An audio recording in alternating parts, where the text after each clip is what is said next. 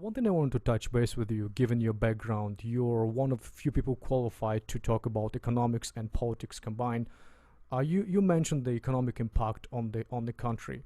How can you reconcile what's been happening on the economy with the markets? What's happening with markets? Because it seems like markets just didn't even notice that something is wrong with the country.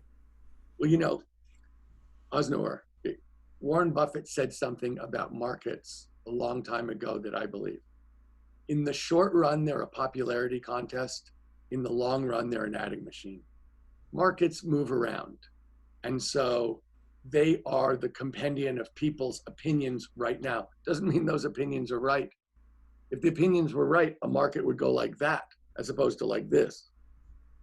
There's a lot of unknowns right now for this country. We don't know when there will be cheap, ubiquitous testing. We don't know. We don't know when there will be a therapeutic solution to COVID-19. We don't know when there will be a vaccine. So that we're going to be operating in a sense, in a state of uncertainty, but with a viral pandemic for an indeterminate amount of time.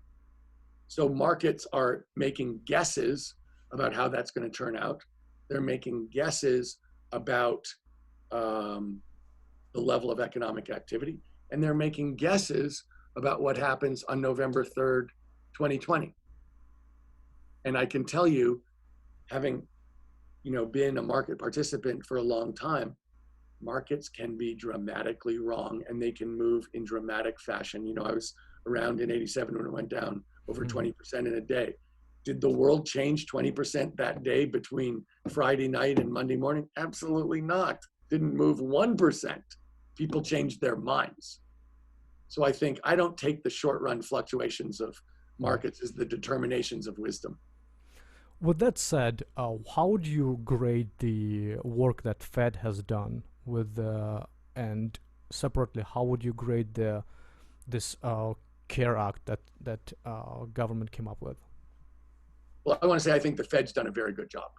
Mm-hmm. We are in an unprecedented situation. A lot of times when you look at economic and political events, there are comparables. You go back and say, well, this reminds me of 1954. This reminds me of 1932. This reminds me of what happened in the 70s, yada, yada. And you say, here's what worked. There's evidence, you in effect have a laboratory where people have reacted and you can see what worked and what didn't. So you try and go to the stuff that worked. This is unprecedented. We don't know.